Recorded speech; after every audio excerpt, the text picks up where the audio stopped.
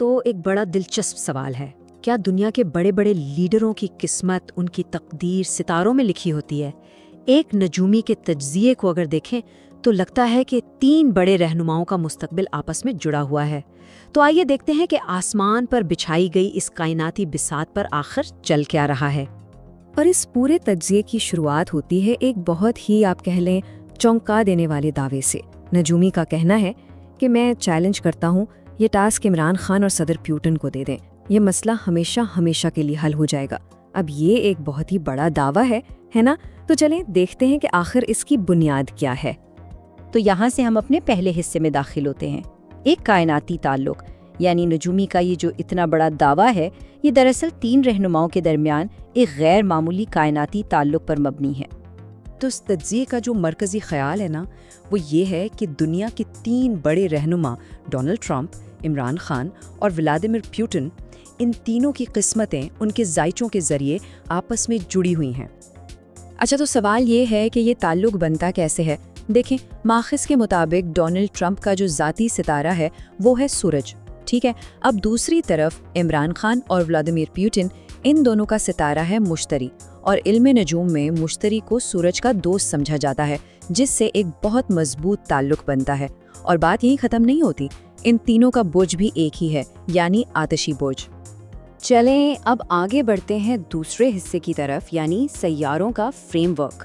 اب دیکھیں، اس پوری پیش گوئی کو سمجھنے کے لیے ہمیں اس کائناتی شطرنج کے اصولوں کو بھی سمجھنا ہوگا جن کا ذکر یہ نجومی بار بار کر رہا ہے۔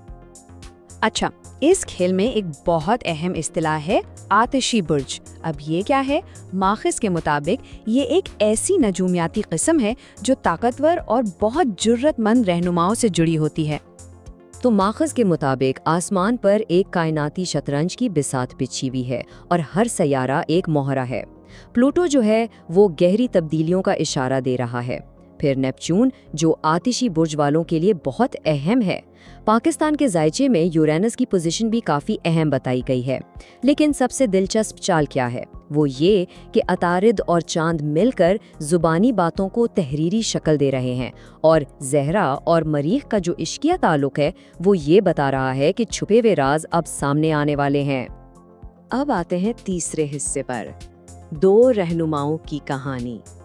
تو یہ جو سارا کائناتی کھیل آسمان پر چل رہا ہے، اب وہ زمین پر اترتا ہے، جہاں نجومی پاکستان کے 2 بڑے سیاسی حریفوں کے کردار اور ان کی قسمت کا موازنہ کر رہا ہے۔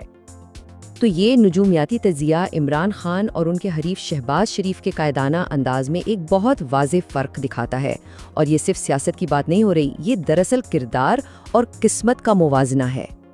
تو دیکھیں، ایک طرف ماخذ عمران خان کو ایک مضبوط اور بہادر لیڈر کے طور پر پیش کرتا ہے، ایک ایسا لیڈر جو ہمت سے جیل کاٹتا ہے اور بڑے جرأت مندانہ فیصلے کرتا ہے، اور دوسری طرف شہباز شریف کا موازنہ ایک انگور کی بیل سے کیا گیا ہے، یعنی ایک ایسی بیل جسے کھڑے رہنے کے لیے سہارے کی ضرورت پڑتی ہے۔ کہا گیا ہے کہ وہ دوسروں کی آڑ لیتے ہیں اور عالمی رہنماؤں کے ساتھ تصاویر کھنچوانے میں زیادہ دلچسپی رکھتے ہیں۔ اور اس پورے موازنے کو ماخذ کا صرف ایک جملہ بالکل واضح کر دیتا ہے، ایک بزدل آدمی کبھی بڑا فیصلہ نہیں کر سکتا۔ یہ ایک جملہ قیادت کے بارے میں نجومی کے پورے نقطہ نظر کا خلاصہ ہے۔ چلیں جی، اب چوتھے حصے کی طرف چلتے ہیں، ایک قوم کے لیے اشارے۔ تو یہ جو نجومیاتی ڈرامہ ہے، یہ صرف لیڈروں تک محدود نہیں ہے۔ کہا جا رہا ہے کہ ستاروں کی چالیں پورے ملک اور خاص طور پر ملک کے اہم اداروں کے مستقبل کی طرف بھی اشارہ کر رہی ہیں، اور خاص طور پر یہ پیش گوئی کی گئی ہے کہ سیاروں کی یہ چالیں ملک کے عدالتی نظام کے اندر کچھ بہت اہم تبدیلیوں کا سبب بننے والی ہیں۔ اور یہ پیش گوئی کوئی عام نہیں ہے، بلکہ بہت ہی مخصوص ہے۔ پہلا قدم، عطارد اور مشتری کے درمیان ایک منفی زاویہ بن رہا ہے۔ دوسرا قدم، اس کی وجہ سے جو باتیں اب تک صرف زبانی تھیں یا لکھی نہیں گئی تھیں، انہیں اب تحریری شکل دی جائے گی۔ اور پھر آتا ہے تیسرا قدم، واقعات کا یہ پورا سلسلہ عدلیہ کی ایک بہت اہم شخصیت کے لیے ایک لمحہ فکریہ بن جائے گا۔ اور اب ہم پہنچے ہیں اپنے اختتام کی طرف، جہاں یہ سارے نجومیاتی دھاگے آ کر ایک حتمی اور علامتی نقطے پر مل جاتے ہیں۔ تو اپنی بات کو سمیٹنے کے لیے ماخذ سرخاب کا استعارہ استعمال کرتا ہے۔ یہ ایک افسانوی پرندہ ہے جس کے بارے میں کہا جاتا ہے کہ یہ بادشاہوں کی تاج پوشی کرتا ہے۔ اور نجومی کے اپنے الفاظ میں سنیے، سرخاب نے اپنی اڑان بھرنے کی تیاری کر لی ہے، اب وہ جس کے سر پہ بیٹھے گا وہ اس کو وہ طاقت سے نوازے گا۔